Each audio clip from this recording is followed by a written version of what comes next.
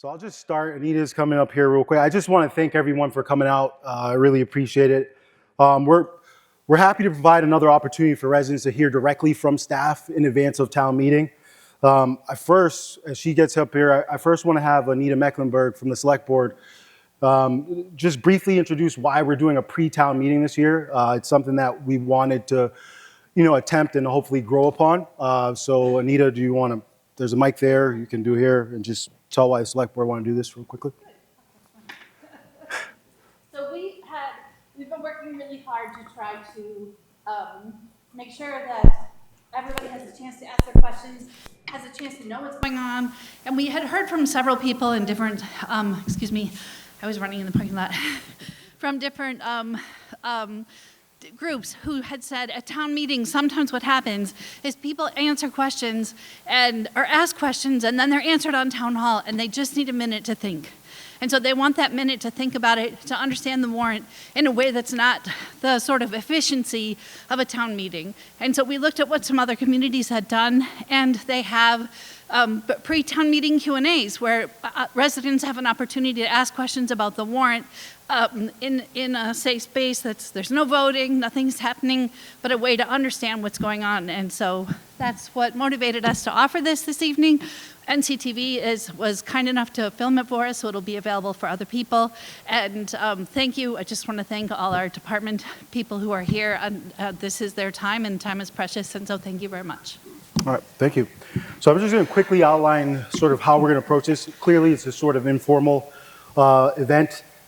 We did receive some questions in advance, so I am going to try and go through those questions first, since we did ask residents to submit them in advance. But I also want to acknowledge that people are here in attendance, and I appreciate you coming out this evening. So I will obviously make sure we address some of your questions as well. If you're interested in asking a question, just come to a mic similar to the town meeting. I'll acknowledge that, and I will try to get it to the relevant staff member or the person who's the best to answer your question. I do also want to acknowledge our departmental staff as well for taking the time to come out this evening. This was sort of a last minute thing. So I do appreciate them coming out and being a part of this as well. And if you do have a question in attendance, I know we have a small group here, I do want to acknowledge that some of our staff did have some other events, and so they might be here for a short time. So if you have a question, particularly for Police Chief or Ingrid, who is also here for MPS, I would say come up earlier because they are only going to be here for about 30 minutes or so. Okay? And with that, I'm just going to get right into it and go to some of the questions we received in advance. We had several questions regarding Article 11, which is regarding the revolving accounts. So I'm just going to direct this, and this is what I will do. I will direct it to the professional staff first. You'll hear from them, not from me, even if I have the answer. So Chief Hines, can you come up real quick? One of the questions that we had regarding the revolving accounts is what is included in the Chief of Police police vehicle details. Excellent. Good evening, everyone. That revolving account was established many years ago, and it's an emergency fund for anything that's significant that falls under the police department's vehicles. Although it capped at $50,000, we've never had $50,000 in there. Currently, we have approximately $23,000, and it's gone all the way down to $10,000. So, for instance, one year we had to replace a transmission in a cruiser. It was $5,000. This year, animal control falls underneath the police department, and we're looking to do some body work and mechanical work staff for over $5,000. So that's going to take out of it. So it's the big ticket items what that's for. How it's funded is through police details when a cruiser is requested, either by the vendor or it's required by the police department, and we charge $10 an hour, and that's how that revolving fund is funded. Thank you, Chief. I'm going to ask Sarah from the library to come up for a couple of questions we received there. A couple of the questions that we received for the library is, are passports paid for by taxpayers? Do that one first, and I'll ask the next one. No, the passports are actually a revenue builder for the town. We receive $35 as a fee for processing the passport and sending it along, and the person applying is responsible for that as well as their passport fees. Thank you, Sarah. And then the next one is, why are patrons no longer responsible for paying for lost or damaged materials? They're totally responsible for paying for lost and damaged items. That account is where we take the money that the patron has paid, and we take that money to replace the item, so we're not using taxpayer dollars to double buy the same item. Thank you, Sarah. And then I'm gonna have Rich take the planning board articles. We had questions regarding how does the planning board have expenses for off-site improvements in shade tree and scenic roads? Do that one first.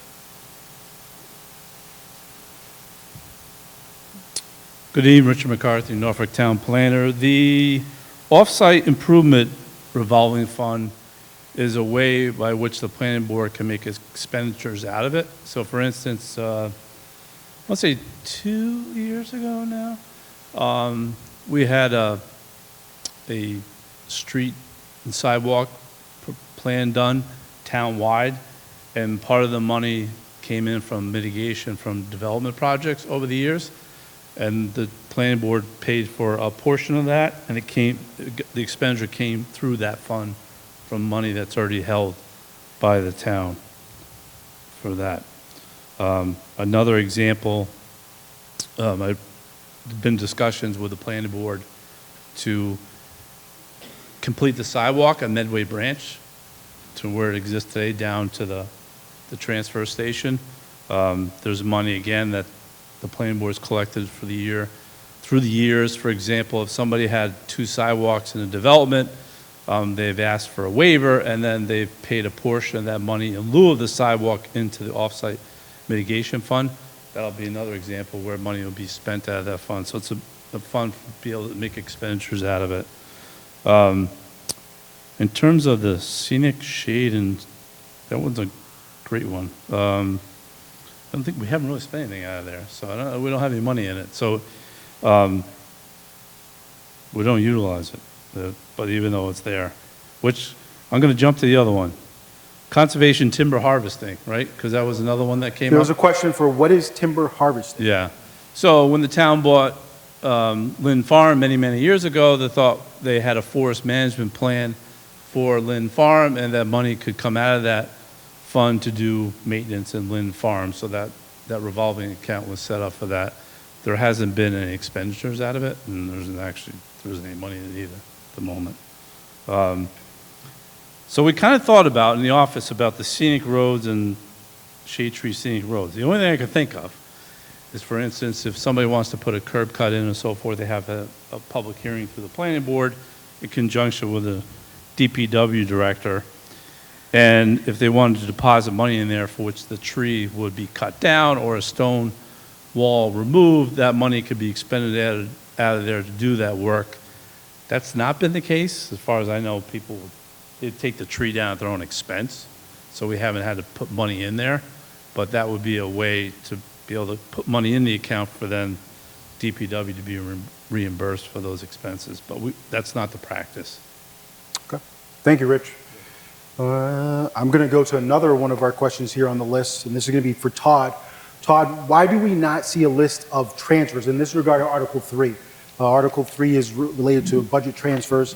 Why do we not see a list of transfers ahead of time? Thank you, Mr. Moderator. I think I'm on. Can you hear me? Yes. All right. I've been asked why don't we have a list of transfers ahead of time. Short answer is that there's many of these transfers, especially year-end adjustments, depend on the most current financial information at the time. We usually don't even vote on them or finalize the votes until the actual date of town meeting because subject to changes. Some of them include some last-minute legal costs at potential, making up the snow and ice expenses, things of that sort of nature. We do have a list that we go over with both the select board and the advisory board in advance. And again, we provide that list the night of the town meeting because again, it gets voted on that day typically is what's happened in the past. For this year, we have transfers coming from 3 categories. One is free cash, $236,352.08. One is ambulance receipts for $115,000. And the other is from the opioid stabilization fund for $40,000. Those are monies that we've received for the opioid epidemic monies. We're going to be utilizing those three buckets of funds. Fire department has requested some additional monies of $9,000 to cover EMS supplies. They've also have $20,000 going towards salaries, which is for overtime that they've incurred throughout the year. And then the DPW snow and ice expense, which includes all the expenses to date. We have to satisfy that deficit of $207,352.08. The ambulance debt that I mentioned before of $115,000 is actually for paying off one of the ambulances. We have a 5-year ban that's on that, and that amount is slightly less than $115,000. And then the select board is going to utilize the opioid expense monies of $40,000 and appropriate that out to various organizations that would be available to utilize that. Thank you, Todd. And a good example of why it's not present before is I think we're going to change the opioid stabilization fund figure. But we will endeavor to have this up on the town's website in advance. We always do show these transfers at the day of the town meeting as well, too. But we will try to get that in advance for the public, too, to see that in advance. But thank you, Todd. I'll do another question then. If anyone else has questions, I'll try to get to the audience. If you have a question, feel free to come to the mic. I first want to acknowledge, before I give her the question, I want to acknowledge town's new assistant town administrator / HR director, Kelly King, who's sitting right there, and we've put her right to work. So we're going to ask you a question, Kelly. It's regarding Article 4. Article 4 references collective bargaining agreements with the town. The question was, what collective bargaining agreements have been made? Just give us a little quick update there. Sure. So the contracts for both the police and fire unions were they were going to expire at the end of this fiscal year, at the end of June. Both of those contracts have been settled, and the amounts have been included in the budget for upcoming FY26. Correct. So this is just a formality process and making sure that funds are allocated for the collective bargaining agreements that the town has made. And as Kelly said, that has already been incorporated in our budget, so there's no change regarding that for us. Thank you, Kelly. We're going to introduce another new person here. We're going to toss to Tim. We're putting all the new people to work. They started just this week on Monday. We'll introduce our new facilities director, Tim Chouinard. Tim, you want to come up? The question is regarding the playground service at the day school. I guess the question is it much larger than the Freeman Kenny? And I think it's generated about the difference in costs for those two projects. Yeah, so the all-day school is about 9,200 square feet, whereas the Freeman Kennedy is about 9,000 square feet, so a really small difference in square footage there. The real difference is that there are two different types of play surfaces. So at the Freeman Kennedy School, we have a pour-in-place rubber play surface, whereas at the HL Day School, we have a kind of woven material that has seams that have come apart and also has a different subsurface instead of being a consistent poured-in-place type of material. So that's the difference. Thank you, Tim. Blair, I'll have you come up. I have a few questions for Blair. One was a late ad, so Blair wasn't prepared for this one, but Blair, there was a question generally about the shade tree bylaw. So that's article, excuse me. Breaking everything up. It's Article 27. Okay. Just give a synopsis of why we're proposing it, and just a clarification, this is for public trees, not private trees. That is correct. All right. So Article 27, the tree warden state law is derived from Chapter 87. And that was a state law that was enacted in 1899. So as you can imagine, it's slightly outdated. It makes references to horse and buggy, things that are no longer here. So this really takes that language and that verbiage, the onus of that state law, and brings it more to a local level. Allows us to be able to do things for Norfolk. It is not uncommon for municipalities to have a shade tree bylaw, and a lot of the pieces of this particular shade tree bylaw have come from other municipalities. I tried to take a look at it to fit what I thought worked well for the town of Norfolk. So that's where that comes from. Thank you, Blair. And then we had some questions regarding the budget for the water, Article 7. The questions are, what salaries are covered under this fund? I'll go through the other ones after. Well, I figured, so the second question is whether or not the water division is funded entirely by the users of town water, and that is yes. Taking that premise and moving into the last question was, is any salary funded under this account been given to someone who also serves in other areas besides the water department? And that is also yes. So within the water department itself, there are a number of individuals that either are partially or wholly funded by the water department, and I can go down through that list. The Director of Public Works, 25% of my salary comes from the water department. My responsibilities in the water department are administrative oversight, emergency response, long-range planning, and overall system responsibility. Second part of that is my executive assistant. 28% of her salary comes from the water department. She takes care of billing coordination, permitting, and clerical duties. The assistant director, 15% of his salary comes from that. His responsibilities are GIS planning and computer recording. The water foreman, only 97.5% of his salary comes from there, with the other 2.5% coming from wastewater. And obviously, as the water foreman, his duties are daily operations and emergency response. Water operator, which as the title alludes to, is 100% funded by the water department. A water apprentice being the second one, that's 100% daily operations.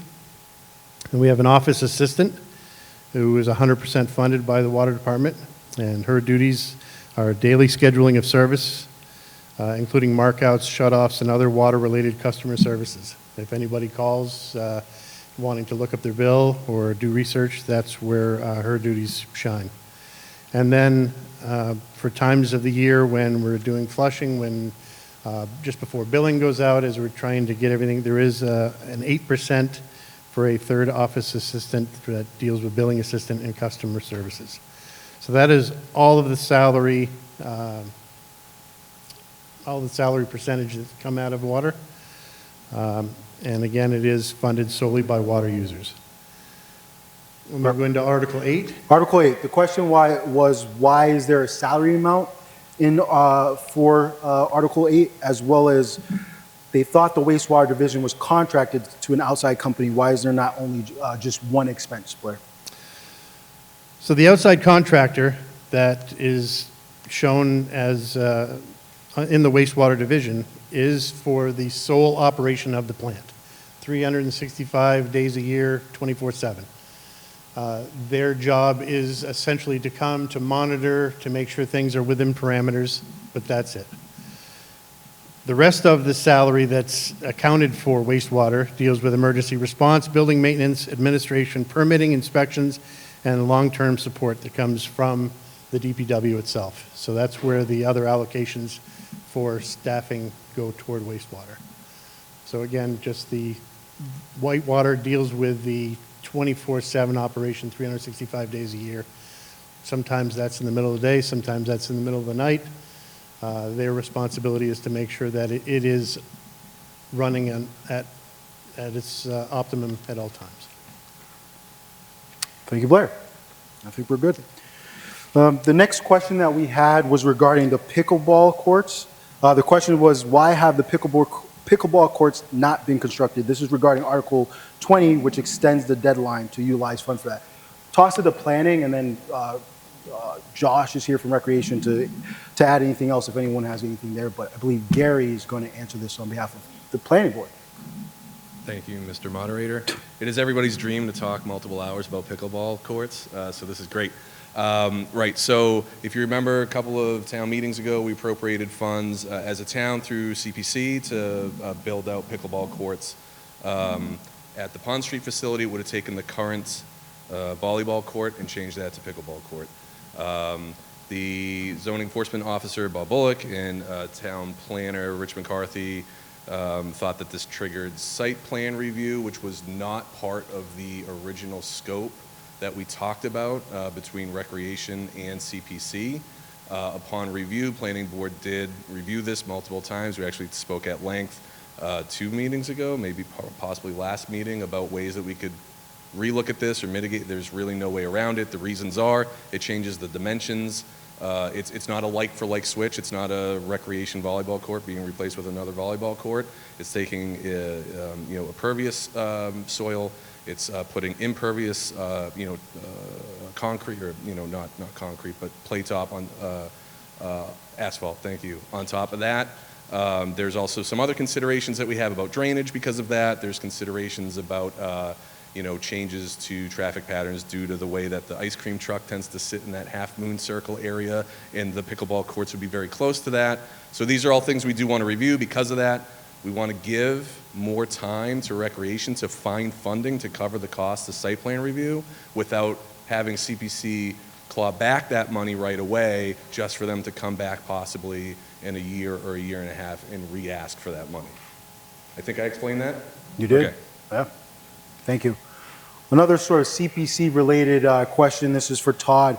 Is there a breakdown available in this regarding Article 15, which is sort of the standard CPC article regarding the appropriation of funds? Is there a breakdown available showing the administrative and operating expenses of the Community Preservation Committee? Thank you, Mr. Moderator. The question was whether there's a breakdown available showing the administrative and operating expenses. And the total amount requested in this article, which is approximately $15,000, represents the allowable administrative portion under the Community Preservation Act, which can be up to 5% of annual revenues. FY24 annual revenues was $480,985. We anticipate that to equal or exceed for 25 going forward. We do maintain an internal breakdown of the expenses between salaries and expenses, and happy to share those details with anybody that's interested. Basically, year over year, in 2022, we had about $5,000 in total expenses between salaries and expenses, which would include advertising and things of that sort for the CPC requests. 2023, we had $7,100 in expenses, and 2024 was $6,500. Each of those years was $15,000 budgeted. Any amounts that were budgeted that weren't utilized were run back into the fund itself. Thank you, Todd. And then I've got 3 more questions that were submitted before, and we open up to the group here. But another finance-related question for you, Todd, regarding Article 9 and 10, which is the articles related to the capital funding, whether it's cash or debt.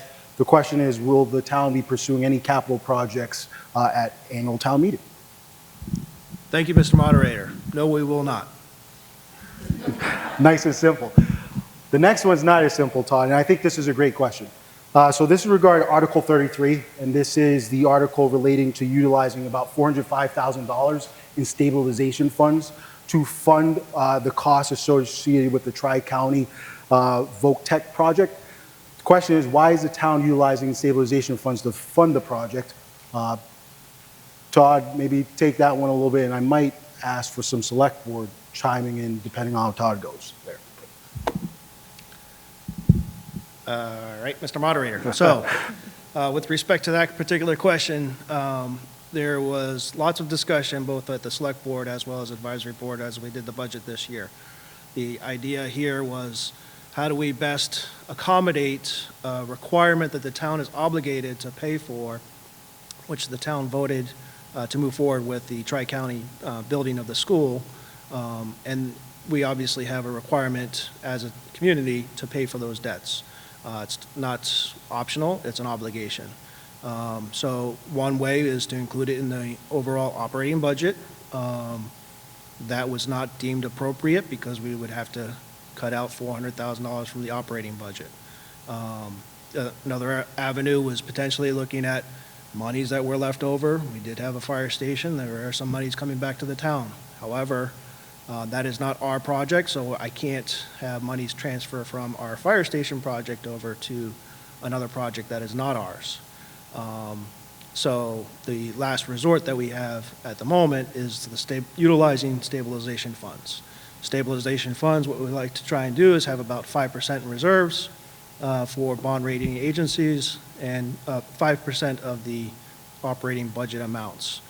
utilizing the $400,000, 405 and change, to pay for the debt this year would obviously reduce our stabilization fund. However, free cash that gets certified in September of this year, and at the fall town meeting, when we typically do some transfers into the stabilization fund, would bring the stabilization fund back to where it needs to be. Thank you, Todd. I think one thing to add, and I don't know if the select board wants to add, I think this is a mechanism to fund this expense for this fiscal year, and that's what the staff and team thought was best for this fiscal year. But moving forward, I think we have to explore how we will fund this fully. So I don't know if Anita wants to say anything there, or we're good with that, I think. But that is definitely something that we'll have to explore for forthcoming budgets. And then two more, and this is Rich and Planning Board a little bit. These are late ads. Sorry, I didn't give you a heads up, but late ads. The first one we'll do is Article 34 regarding the multifamily overlay district.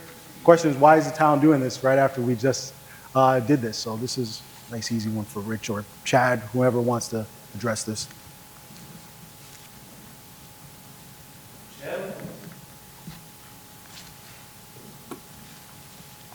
You can fill in the gap. So, thank you, Mr. Honorary. So we just did this recently, right? We have a developer that's currently building a 40B project in this location. And we approached them, and it's a very high-density project. There's 200 units there. So, and it is right next to an existing MPTA overlay district. So we approached them and we said, would there be an interest to change the scope of your project if we could change the zoning there so that we could lower the density? Because if we did a MBTA overlay, that would significantly lower the density by, what's it, drop it down to 140, so it drops at 60. So they said, if that could get approved soon, we would consider looking at that. It's no guarantee they're going to do that. So the reality of it is the developer might do this. We don't know if they're going to do this. They might do this. So we're just providing them an opportunity to choose which option. There's definitely an economic difference in the type of units that they build there. So, and we have a whole summary on the differences between those. So I can go into, I mean, we weren't really going to go into that tonight, but I can if we need to. Melissa does have the handout for that. And we have slides at town meeting that go into the differences of what a 40B does versus what the MBTA overlay does. And so that's really the gist of it, is just to... I think one thing while they're getting the slides together is they are finalizing the slides, and when they are finalized, once again, we're going to put this on our website in advance of town meeting. It's right on our front page of our our website, and there's a blurb in there for annual town meeting, and you'll be able to see those slides in advance as well. And so what yeah. Excuse me? Rich has got the... You know, Van, I'm here. We Yep. have handouts if you want for tonight. So we have a few handouts for, yeah.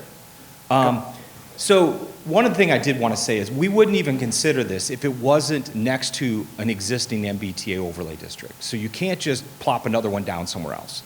This was a very small addition to expand an existing overlay district, which did not require us to completely recalculate, because there was a lot of calculations that we had to put in, and we actually had to outsource that. So we didn't have to do any of that. So this was a very low lift for us as a planning board to give a developer an option to lower the density. So here's the differences between the two. This is just a comparison. There's no pros and cons here. It's just the difference. So number of units. MBTA would be 140. 40B would be 200 units. Density, MBTA is 18 dwelling units per acre. 40B, no limit. So the currently proposed, 27 dwelling units per acre. Age restriction, MBTA none, 40B none. 3-bedroom units, MBTA not required. 40B, 10% of affordable. So I will point out, I'll pause there for a second. If you have a 3-bedroom unit, you're more likely going to have children. So that would be possible impact to the schools. If you don't have 3-bedroom units and it's 2 bedrooms, you're going to have some children, some just adults. And I'm not going to speculate that, but 3-bedroom, high probability of children. Affordable percentage required. MBTA, 10%. Chapter 40B, 25%. Number of units towards our SHA. So that's towards our affordable housing. So MBTA would be 14 units towards that. If it's 40B, it's all 200 units because they are going to be rental units. So it's difference there. The granting authority for permitting. If it's MBTA, it comes to the planning board, we get to do a site plan review. If it's 40B, it goes to the zoning board of appeals. So those are the main differences between the two. Yep. And I think this is an example too, if you look at that project and the abutters and our public safety people had real concerns about the density of that project, but in a 40B project, we don't have any control over that decision. And this represents some real cleverness on the part of our people in town saying, hey, is there a way that we can look at this a little bit more cleverly? So I really appreciate the cleverness, and it could work out well for abutters. There's a hand in the audience. Yes. Yeah, please, Sue.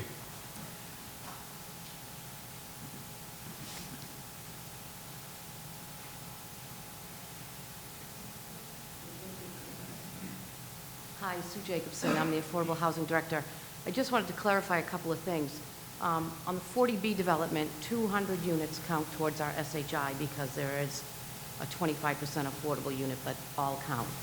They're going to count for the 2 years that we enter safe harbor because of the number of units that they're doing. But whatever is not built and occupied after that period of time falls off of our subsidized housing inventory.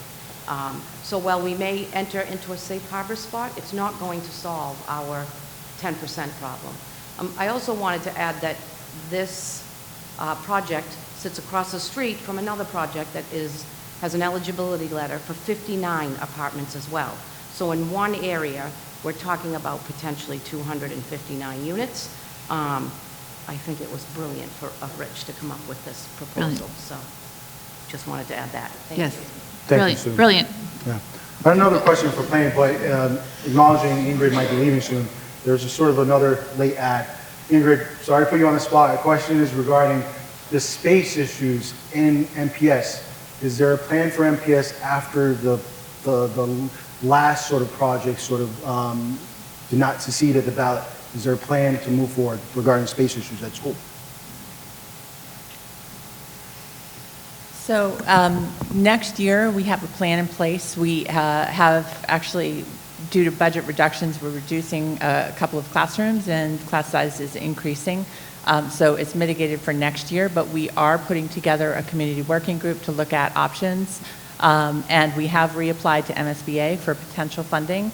That application just went in. We won't hear from them likely until August. But there will be a community working group. We're going to expand the membership of the current building committee, bring in additional voices, and start to explore further options. But we have a plan in place for next year. Thank you.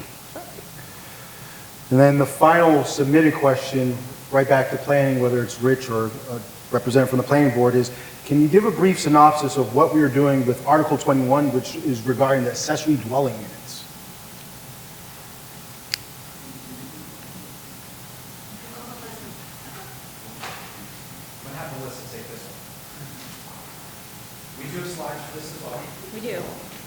Hi, everyone. There'll Melissa be plenty Mayo. of slides for a town meeting. And all of Plenty these of are going on our slides. website too. And we actually have them here. Melissa Mayo, Planning Board.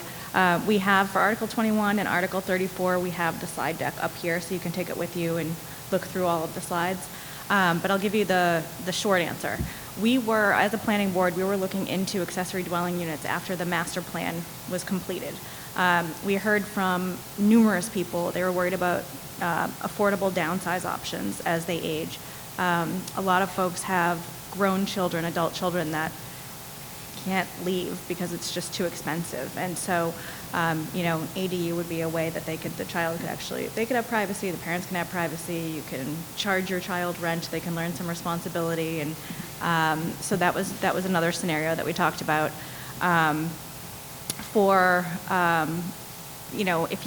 If you age and then you need some medical care and you want that person to live near you, that person could live in your ADU. Or, if you have a young family, you could have the young family, a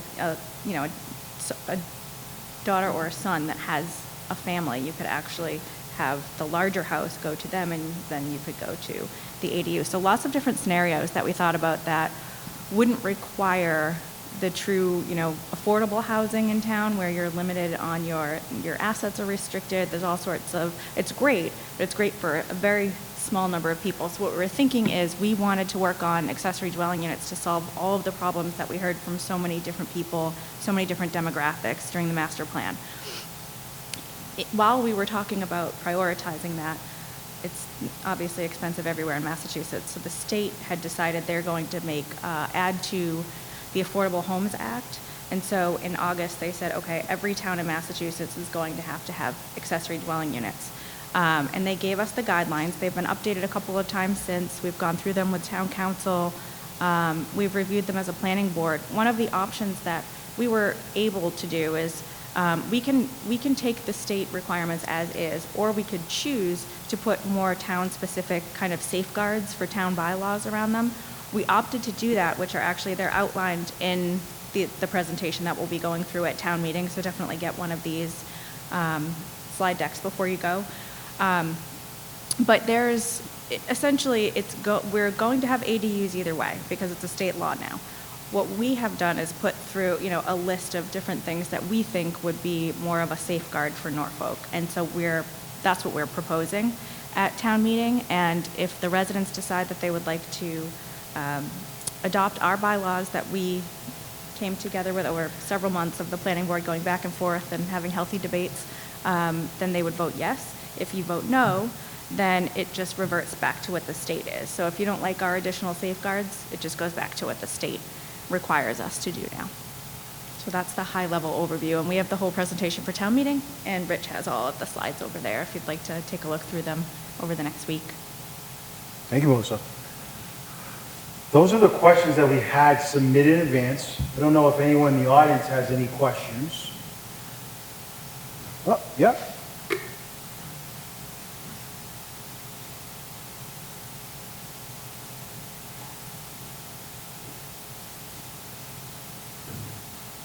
Ben Sprague, 264 Main Street. You guys did a really good job on this. I think it's a smart plan. I just wanted to make sure I got a couple things. When it says, and obviously I'll have to talk to the builder about this, on the MBTA Communities Act, the number for dwelling units that I find is 15 units per acre. So I don't know if we could talk to the builder, maybe going down lower than 140 units because it's actually set at 15. And then the only concern I have is it says with the 3-bedroom units, it says not required. The law actually states that there's no limitations. So it's not that it's not required. It is actually no limitations we can set on the amount of 3 bedrooms. So all 140 could be 3 bedrooms. So I just want to make sure when you guys take this into consideration, I know we can't limit them, but I think as a town we have to. We have to make sure not all 140 of these units are 3 bedrooms, which the MBTA would actually allow that to happen. So it's just something to take into consideration. So I guess it really wasn't a question. I just maybe we need to make sure that it doesn't say not required. That it says no restrictions. Sure.